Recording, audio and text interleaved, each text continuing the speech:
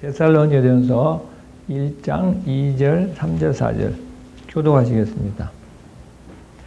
우리가 너희 모두로 말미암아 항상 하나님께 감사하며 기도할 때에 너희를 기억함은 너희의 믿음의 역사와 사랑의 수고와 우리 주 예수 그리스도에 대한 소망의 인내를 우리 하나님 아버지 앞에서 끊임없이 기억하리니 하나님의 사랑하심을 받은 형제들아 너희를 택하심을 아노라.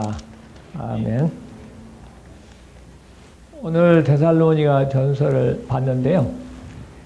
이 서신에 대한 배경을 좀 살펴보는 게 중요합니다. 사도 바울이 2차 선교 여행을 실라와 함께 떠납니다. 그래서 우리가 아는 바와 같이 빌립보에 도착을 하죠. 그런데 그 성에서 누디아를 만나서 누디아와 여러 여인들을 세례를 주고 그 누디아가 이제 하나님의 은혜를 깨닫고 너무 감사해서 바울 일행을 이제 자기 집에 머물도록 합니다. 거기에 머물면서 또 도시에 전도를 하는데 그 도시에 귀신 들려서 점치는 요정을 만났는데 그 여정의 귀신을 내쫓아서 온전케 했습니다. 그런데 문제가 생겼습니다. 그 여정의 주인들이 이제 돈벌이가 끊기니까 화가 나가지고 바울 일행을 이제 고소해서 옥에 쳐 넣습니다. 우리가 아는 바와 같이 이제 밤중에 바울 일행이 하나님께 찬양을 드렸는데 지진이 나서 옥문이 다 열렸습니다. 이 일로 인해서 간수가 또 구원을 받습니다. 그런데 이제 바울이 로마 시민권자입니다. 그런데 그 전날 로마 시민권자를 재판도 없이 두들겨 팬 거에 대해서 이 상관들이 겁이 나가지고 바울에게 와서 이제 조용히 좀 떠나 주십시오 해서 거기를 떠납니다. 바울은 이제 다른 지역에 가서 복음을 전하는데 또 유대인들이 쫓아다니면서 그 바울을 죽이려고 합니다. 그래서 계속 피해서 간 곳이 이제 오늘 우리 본문에 데살로니가 전서, 데살로니가 지역까지 왔습니다. 여기서도 역시 이제 바울이 복음을 전했는데 3번 안식일에 복음을 전했다고 이렇게 되어 있습니다. 그런데 3번밖에 안 가르쳤는데 많은 사람들이 예수를 믿게 되었습니다. 그러자 또 유대인들이 핍박을 하기 때문에 또 이제 도망가서 베레아로 도망가고 베레아로 가면 또 찾아와서 하면은 이제 아덴으로 도망가고 아덴에서 쫓아와서 또 핍박하면은 이제 고린도까지 도망을 갔습니다. 이때 바울이 3주 정도 가르친 교회, 데살로니가 교회가 걱정이 됐어요. 그래서 디모데를 보내면서 교회가 잘 있는지 보고 오라 이렇게 해서 보냈습니다. 그래서 디모데가 가서 보니 그 데살로니가 교회 성도들이 주님을 정말 사랑하고 주님을 잘 따르고 있었어요. 그래서 이제 돌아와서 바울에게 보고를 하니까 바울이 이제 너무 이제 감동돼서 추가로 이제 이 편지를 썼는데 아마 거기에서 너무 기간이 짧았기 때문에 다른 것은 좀 가르쳤는데 재림에 대해서 좀 못 가르친 것 같아요. 그래서 이 편지에 보면은 재림에 대해서 집중적으로 좀 써서 보냅니다.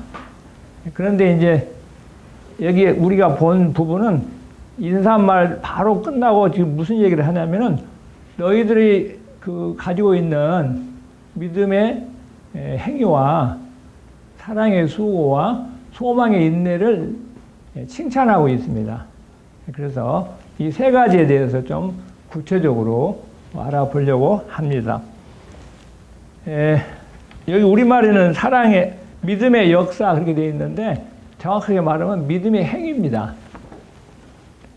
믿음의 행위를 칭찬을 했습니다. 그들에게 믿음의 행위가 있었다고 하는 것이죠. 많은 사람들이 이 믿음과 행위에 대해서 상당히 혼동을 하고 또 어떤 사람은 믿음과 행위가 좀 다르다, 배타적이다 이렇게 말하는 사람도 있습니다.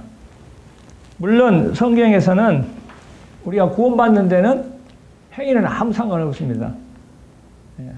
행위는 구원받는 데는 전혀 필요치 않습니다. 오직 예수 그리스도를 믿는 믿음을 보시고 하나님께서 우리를 의롭다고 하십니다.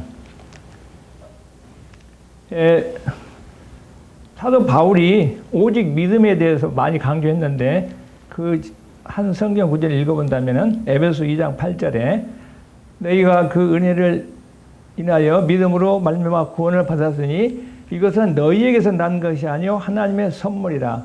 행위에서 난 것이 아니니 이는 누구든지 자랑하지 못하게 하려 함이니라. 그러므로 사람이 의롭다 하심을 얻는 것은 율법의 행위에 있지 않고 믿음으로 되는 줄 우리가 인정하노라. 바울이 방금 이제 행위를 이게 행위가 아니고 믿음으로 구원받는다 하면서 행위했는데 이것은 유대인들이 주로 범한 실수입니다.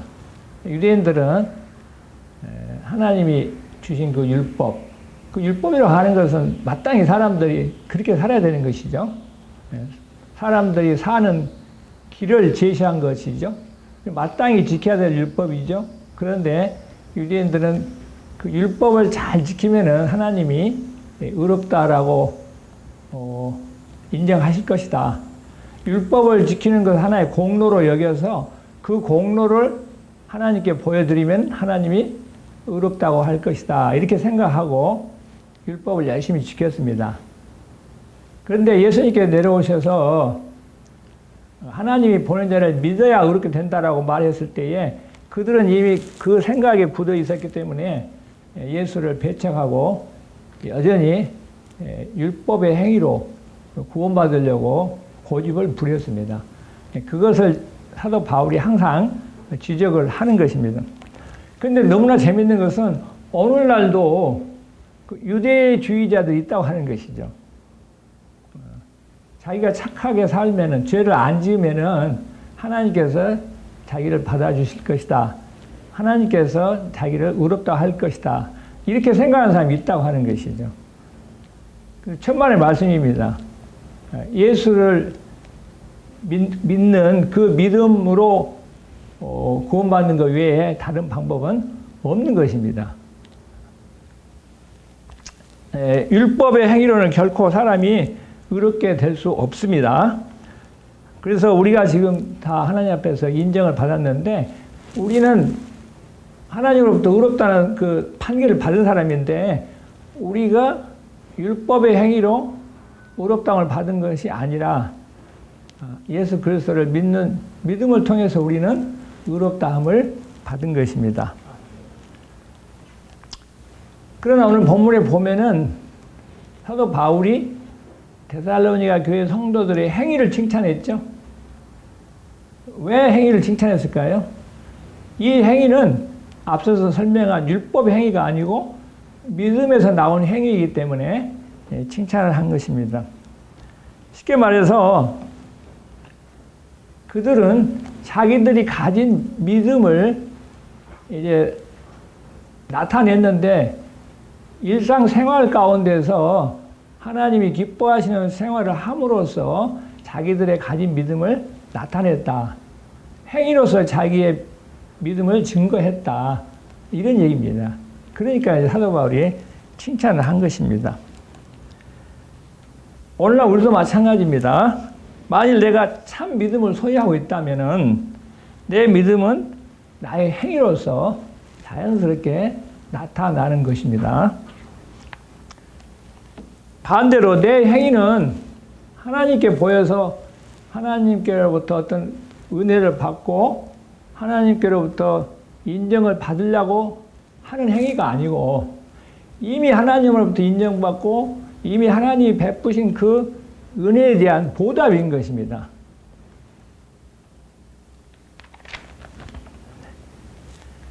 다시 말하면 내 행위들은 하나님의 은혜에 대한 자연스러운 반응인 것입니다. 예수님이 내 주인이십니다. 이렇게 고백하는 사람들은 곧 주님의 명령에 순종한다는 것을 전제로 하는 고백인 것입니다. 예를 들어서 예수님이 누구든지 나를 따라오려거든 자기를 부인하고 자기 십자가를 지고 날마다 나를 따를 것이니라 하셨지요. 또 너희는 만천하에 다니면서 만민에게 복음을 전파하라. 그런 말씀도 하셨습니다. 그리고 또 가장 중요한 말씀은 첫째는 하나님 사랑하고 둘째는 이웃을 사랑하라. 이런 말씀을 하셨습니다. 그래서 어떤 사람이 이런 말씀에 순종하는 것은 그 순종의 행위를 통해서 하나님께 인정받으려고 순종하는 것은 아닙니다. 이미 하나님께로부터 많은 은혜를 받고 의롭다함을 받았기 때문에 그 말씀에 순종을 하는 것입니다. 다시 말해서 의로워지려고 행위를 하는 것이 아니고 오직 베푸신 은혜에 대한 감사에서 반응으로서 그런 말씀에 순종을 하는 것입니다. 어떤 사람들은 이제 사도 바울과 야고보가 서로 다른 주장을 했다라고 말합니다. 왜 그러냐면은 사도 바울은 오직 믿음만 강조했잖아요. 그런데 야고보서에 보면은 야고보가 또 행위를 강조했잖아요. 그래서 서로 다르다라고 생각하는데 꼭 그렇지 않습니다. 같은 얘기를 한 것입니다. 바울은 행위를 유발시키는 믿음을 강조했고 야고보는 참된 믿음을 드러내는 행위를 강조했습니다. 바울이 강조한 믿음을 어떤 사람이 갖는다고 그러면 그건 자연스럽게 행위가 나온다는 얘기고 야고보 말은 바울이 말한 믿음을 가지고 있다면은 그 믿음을 행위로서 증명한다. 그런 얘기가 되겠습니다. 그래서 야고보가 이제 그 얘기하면서 아브라함 얘기했지 않습니까? 아브라함이 믿음으로만 구원받는 게 아니고 자기 아들 이삭을 드림으로 믿음이 있는 것을 나타내므로 구원받았다. 그런 얘기를 했는데 사실 그렇지 않습니까? 아브라함이 자기 아들을 이제 묶어서 장작대에 얹어놓고 칼을 뺄 수 있었던 것은 하나님을 믿었기 때문에 그렇게 행동할 수 있었다는 얘기입니다. 하나님을 믿지 않고는 어떻게 칼을 뺄 수 있겠어요? 그래서 아브라함은 자기가 하나님을 믿는 그 믿음을 자기 아들을 바치는 그 행위를 통해서 나는 하나님을 믿습니다라고 증명을 했다고 하는 것이죠. 여러분들이 믿음을 가졌다고 한다면 다 자연스럽게 행동은 나온다. 그런 얘기가 되겠습니다. 야고보의 말 한번 들어보겠습니다. 내 형제들아 만일 사람이 믿음이 있노라 하고 행함이 없으면 무슨 유익이 있으리요? 그 믿음이 능히 자기를 구원하겠느냐? 이와 같이 행함이 없는 믿음은 그 자체가 죽은 것이라. 어떤 사람은 말하기를 너는 믿음이 있고 나는 행함이 있으니 행함이 없는 내 믿음을 내게 보이라. 나는 행함으로 내 믿음을 내게 보이리라 하리라. 참된 믿음은 자연히 우리의 행위에 의해서 드러나게 됩니다. 참된 믿음은 단지 진리에 대해서 입술로 시인하는 것으로 끝나는 것이 아니라 그 시인 이상인데 그 진리를 삶으로 나타냅니다. 성경에는 이제 이렇게 가진 믿음을 삶으로 나타내는 사람이 참 많죠. 그 중에 하나가 이제 사도 바울인데, 사도 바울이 사실은 복음 전할 때에 많은 그런 핍박을 당하고 뭐 죽을 고비를 많이 넘겼잖아요. 배고픔의 고생, 추위의 고생, 강도 만나는 고생, 또 유대인들이 계속 따라다니면서 죽이려고 그랬잖아요. 그래서 그런 살해당할 위험, 이런 것들이 있었지만은 계속 복음을 전했는데 왜 그것이 가능했을까? 믿음이 있기 때문에 예수는 그리스도고 또 그분이 말씀하신 모든 것은 진리라는 것을 믿기 때문에 그렇게 행동할 수 있었다 하는 것입니다. 두 번째는 바울이 이 교회 성도들의 사랑의 수고에 대해서 칭찬했습니다. 저는 사랑이야말로 이 세상에서 가장 그 동기 유발의 원천이라고 생각합니다. 사람들은 어떤 행동을 할 때는 그 동기가 있거든요. 무슨 동기로 이제 뭐 행동하느냐, 무슨 동기로 그런 일 했냐 이게 물어보잖아요. 그래서 사랑은 동기부여의 원천 중에 최고입니다. 성경에 보면은 야곱 이야기가 있습니다. 야곱의 아버지는 이삭이고 할아버지는 아브라함이죠. 이 야곱이 쌍둥이로 태어나가지고 이제 보니까 조금 먼저 태어난 자기 형이 하나님의 약속한 복을 다 받는 걸로 돼 있었어요. 그런데 보니까 형은 이제 그런 데 관심 없고 이제 사냥을 하러 다니고 쉽게 말해서 육신적으로 사는 거죠. 그런데 야곱은 이제 영적으로 살고 싶고 하나님의 복을 받고 싶은데 방법이 없잖아요. 그래서 궁리를 하다가 형을 계속 이제 속여서 팥죽 주고 장작 사오고 이렇게 결국 나중에는 이제 아버지 속여서 이제 영적인 복을 자기한테 다 돌렸죠. 그런데 형이 나중에 알고 이 자식 죽이겠다 이렇게 선언을 하니 그 어머니가 듣고 이제 야곱을 애가집으로 도망을 치게 합니다. 그래서 천신만고 끝에 애가집에 이제 도착했는데 마침 그 마을 입구에 우물이 있었던가 봐요. 그래서 거기서 이제 자기 외삼촌 집에 정보를 얻고 결국 이제 그 집에 안착을 했는데 놀랍게도 외삼촌의 딸이 둘이 있었는데 나엘과 이제 사랑에 빠졌어요. 사랑에 빠지면 결국 이제 결혼하고 싶을 거 아니에요? 그래서 결혼을 해야 되겠는데 도망 나온 신세이기 때문에 몸값을 지불할 수가 없었어요. 결혼 비용이 없어서요. 그래서 연구를 했습니다. 어떻게 하면 결혼할 수 있을까? 그래서 자기 외삼촌한테 생각을 이야기를 했는데 7년 동안 봉사 해주고 일을 해주고 종살이 해주고 이제 작은 딸과 결혼을 하기로 이렇게 약속을 했습니다. 외삼촌하고. 그래서 이제 7년 동안 종사를 시작하는데 너무 놀랍게도 성경이 그 종살이 하는 모습을 기록을 했어요. 여러분 생각이 어떻게 생각하세요? 야곱이 종살이 할 때에 죽지 못해서 했을까요? 아니면은 기쁘게 했을까요? 아주 기쁘게 했다라고 기록하고 있습니다. 왜 종살이를 하게 됐나요? 사랑 때문에. 그 여인을 사랑했기 때문에 자청해서 종살이를 하잖아요. 그래서 7년 동안만 고생하면은 사랑하는 여인과 결혼한다고 하는 그런 생각을 가지고 결국 사랑 때문에 종살이를 한 거기 때문에 그 종살이 하는 그 동기가 사랑이었기 때문에 너무 기쁘게 했다. 이렇게 성경이 기록하고 있습니다.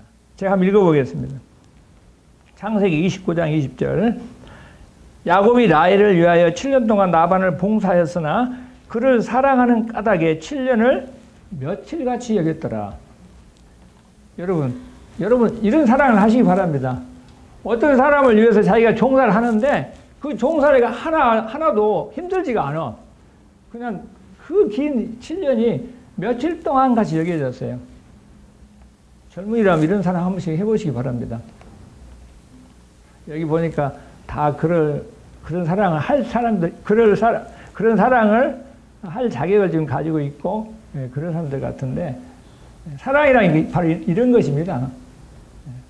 얼마나 사랑을 했으면, 얼마나 좋았으면 그렇게 종살이가 하나도 힘들지 않았을까. 그 사랑의 수고거든요. 사랑의 수고가 하나도 힘이 안 들고, 결과적으로 이 야곱에게 있어서는 그 사랑의 수고가 아니고 뭐예요? 기쁨이었다고 하는 것이죠. 성경에서는 우리가 주님에게 뭘 이렇게 드릴 때에 주님이 받으시기를 원한다면은 내가 드린 뭐 헌금이라든지 내가 드리는 뭐 노력이라든지 내가 드리는 시간이라든지 이런 것을 주님께서 받으시기를 원한다면은 어떻게 드리라고 했냐면은 주님을 사랑함으로 드리라고 했습니다. 주님께서는 사랑하는 마음으로 드리는 것 외에는 받지 않습니다. 주님은 사랑 외에 다른 데는 관심 없습니다. 구약 성경에 보면은 이제 말라기 시대에 사람들이 11조도 안 드리고 다 그랬는데 11조가 이제 돈이 없어서 안 드린 게 아니에요. 그 사람들이 주님을 사랑하는 사랑이 떠났기 때문에 11조도 안 드린 거거든요. 그 11조는 사랑의 하나의 그 증거죠. 그 당시 사람들은 그랬어요. 주님을 사랑하면 11조를 드렸고 주님을 안 사랑하기 때문에 안 드린 것이죠. 그래서 하나님께서 사랑 없이 가져오는 재물에 대해서 제발 가져오지 마라. 지겹다. 그렇게 말씀하신 것이죠.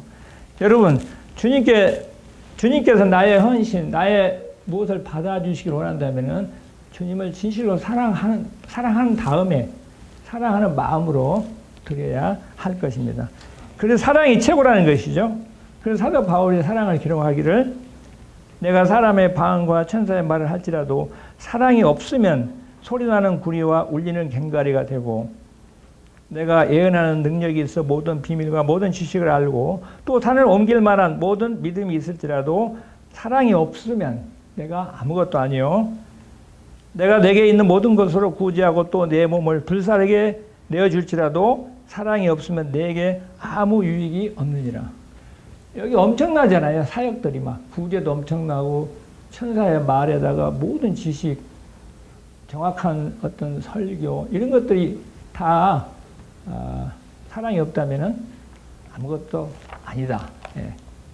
사랑이 최고고 사랑의 유대함을 기록을 했습니다. 요한복음 맨 마지막에 보면은 예수님께서 부활하셔가지고 베드로를 찾아오시는 기록이 있죠. 그리고 베드로한테 이제 묻습니다. 네가 나를 사랑하느냐? 3번을 이렇게 사랑을 확인하신 다음에 무슨 말씀하시죠? 그러면 내 양을 먹이라. 여러분 혹시 여러분의 생애를 하나님께 헌신하기를 원하십니까? 그렇다면은 주님께서 하신 말씀, 먼저 주님과 사랑의 관계를 먼저 정립하고 그 다음에 이제 주님의 양들을 먹이는 일을 하셔야 할 것입니다. 그렇게 해야만이 그것이 즐겁고 또 주님을 사랑한다면 주님의 양들을 또 사랑하게 돼 있기 때문에 그것이 바람직한 사역이 되는 것입니다. 요한계시록에 보면은 7 교회에 대해서 하나님께서 일일이 말씀하셨는데 그 중에 에베소 교회에 대해서 말씀하셨습니다. 에베소 교회는 어떤 교회였습니까? 거기 보시면 아시겠고 다 아시겠지만 아주 훌륭한 교회였습니다. 아주 조직이 잘 돼 있었고 주님의 일을 아주 많이 했고 또 분별력이 있어서 이단들을 다 발붙이지 못하게 했고 주님을 위해서 많은 실질적으로 노력을 많이 했고 일을 많이 한 그런 교회였습니다. 오늘날 그런 교회가 있다면 아마 크리스찬 신문사에 항상 나올 만한 그런 훌륭한 교회였습니다. 그런데 책망받았어요. 왜냐하면 그렇게 좋은 것이 많이 있음에도 불구하고 정작 하나님이 원하시는 것이 없었어요. 뭐가 없었습니까? 사랑이 없었어요. 차라리 그 앞에 좀 그런 것들이 좀 모자라도 돼요. 조직적이지 않고 조금 일도 많이 못해도 좋은데 사랑은 반드시 있어야 돼요. 하나님 찾으시는 것은 하나님을 향한 온 성도들이 교회가 하나님을 향한 사랑 그리고 서로 사랑하는 그 사랑 그것을 하나님이 원하셨는데 하나님이 원하시는 그것이 없었어요. 그것이 없으면서도 일은 열심히 했다고 하는 것이죠. 사랑 없이 열심히 일할 수 있어요. 그런데 하나님은 그러지 말라고 하는 것이죠. 일을 좀 못하더라도 하나님을 향한 사랑과 서로 사랑하는 것이 교회에 있어야 한다고 하는 것입니다. 그래서 이제 주님께서 회개하라. 그 교회를 향해서 회개하라고 그랬어요. 그 교회가 사랑을 잃어버렸을까요? 사랑을 버려버렸을까요? 사랑을 버려버렸어요. 왜냐? 일을 열심히 하려다 보니까 실적을 올리다 보니까 사랑을 버려버렸어요. 사랑을 잃어버렸으면 주님께서 찾으란 말을 안 하실 거예요. 왜냐하면 어디다 잊어버린지 모르니까. 그런데 그들이 버려버렸기 때문에 주님께서 회개하라고 빨리 버리는 사랑을 찾아오라고 그렇게 말씀하신 거거든요. 만약에 회개하지 않으면 내가 촛대로 옮겨버리겠다. 예수님은 이제 촛대로 옮겨버렸다 그 말은 교회를 떠나버리겠다 그 말이에요. 왜냐하면 촛대 가운데에 이제 주님을 계셨잖아요. 그 자리에서 처처를 옮겨버렸다 그 말은 예수님께서 떠나버리겠다 그 말인데, 예수님은 하나님을 향한 사랑, 서로 사랑이 없는 곳에는 할 수가 없는 거예요. 그래서 떠날 수밖에 없는 거죠. 에베소 교회의 문제점은 바로 일은 열심히 하고 좋은 교회였지만 사랑이 없는 게 문제였다고 하는 것이죠. 아까 제가 사도 바울 얘기 잠깐 했습니다만은 사도 바울이 말년에 그런 얘기를 했어요. 하나님의 사랑이 나를 강권하는 거다. 아마 사람들이 왜 당신은 그렇게 하나님을 위해서 열심히 헌신하고 목숨을 걸고 그렇게 열심히 헌신합니까? 라고 아마 질문을 했던 것 같아요. 그러니까 답이 뭐냐면 하나님의 사랑이 나를 강권하는 거죠. 예수님을 사랑하는 그 사랑이 바울을 움직였다고 하는 것이죠. 예수님을 너무 사랑하다 보니 예수님의 복음을 안이 전할 수가 없었다. 자기를 움직였다는 것이죠. 사랑이. 아마 아기를 키우는 어머니의 모습이 아닐까. 아기가 너무 이쁘면 어머니가 아기를 위해서 뭔가 하잖아요. 마찬가지로 바울이 주님을 향한 사랑이 바울을 움직여서 그렇게 복음을 전하도록 했다. 그런 뜻이 되겠습니다. 사랑 때문이었다고 하는 것입니다. 이제 마지막으로 뭘 칭찬했습니까? 소망이. 소망의 인내.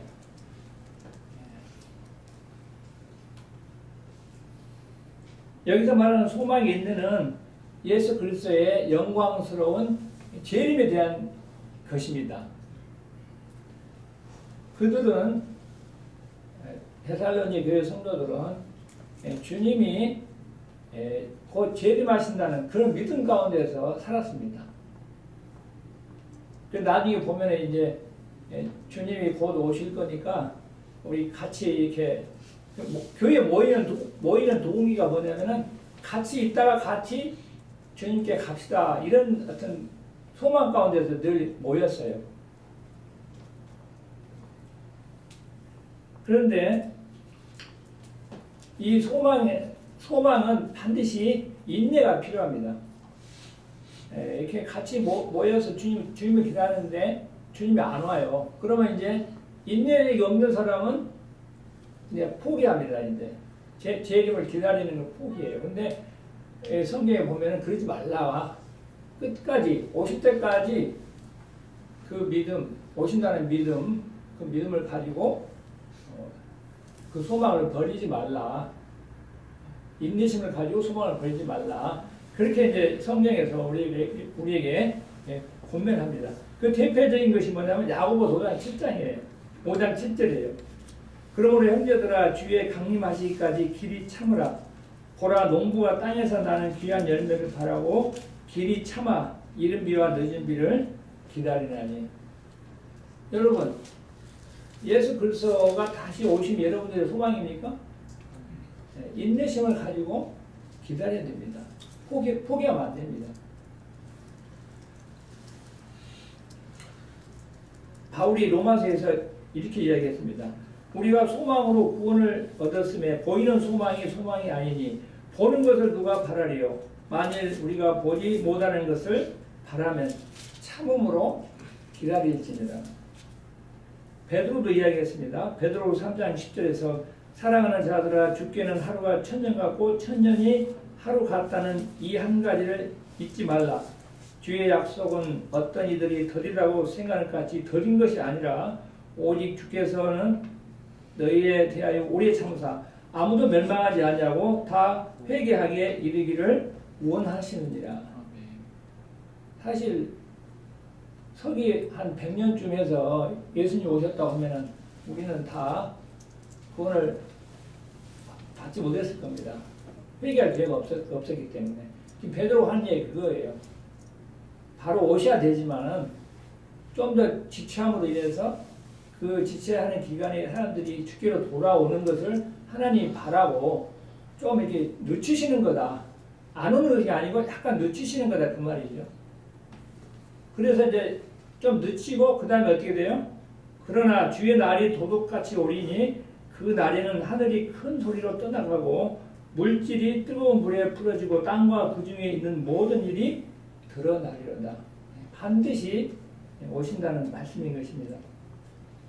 그런데 오늘날 많은 교회 성도들이 예수님의 다시 오심에 대한 소망, 그 소망을 포기하고 있습니다. 저는 그걸 많이 확인을 했어요. 일부러 확인한 게 아니고 교회들이 예수님을 기다리는 그 소망이 없어요. 그냥 이 언젠가는 없어질 이 땅에 오히려 더 소망을 두고 이 땅에 오히려 더 뭔가 좀 높이 세우는 그런 일을 하고 있는 것이 안타까운, 우리 한국 교회의 안타까운 일부 교회이긴 하지만 그런 모습을 하고 있습니다. 예수님의 재림의 소망을 포기하는 것은 이것은 굉장히 슬픈 일인 것입니다. 우리가 예수 믿는 것은 이 땅에서만의 삶을 위해서 믿는 거 아니잖아요. 어쩌면은 영생을 위해서 믿는 것인데 그 영생을 주러 오시는 그 예수님을 기다리지 않는다는 것, 그 영생에 대한 소망을 포기해버리는 것, 참 슬픈 일이 아닐 수가 없습니다.